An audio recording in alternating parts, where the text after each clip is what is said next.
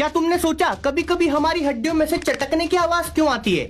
ये पट पट पट पट पटाखे क्यों फूटते हैं? तो देखो, हमारी हड्डियों में जॉइंट्स होते हैं और इन जॉइंट्स के बीच में एक चिपचिपा गाढ़ा सा लिक्विड भरा होता है जिसे साइनोवियल फ्लूइड बोलते हैं। इस लिक्विड का काम होता है कि ये हमारी हड्डियों के मूवमेंट को स्मूथ बनाए, फ्लेक्सिबिलिटी बनाए रखे और हड्डियों को आपस में टकराने से रोके। पर होता क्या है कि जब हम फिजिकल एक्टिविटीज करते हैं या हमारी हड्डियों को खींचते हैं तो इन जॉइंट्स के बीच में जो लिक्विड है वो भी खींचेगा और इसकी वजह से उस लिक्विड में एयर बबल बन जाते हैं। तो जब ये बबल बनते हैं और फूटते हैं तब पट पट चटकने की आवाज आती है। कुछ लोग सोचते हैं कि हड्डियों को चटकाने से अर्थराइटिस हो सकता है, हड्डियां कमजोर हो सकती हैं, पर ऐसा कुछ नहीं है। बिंदास चटकाओ।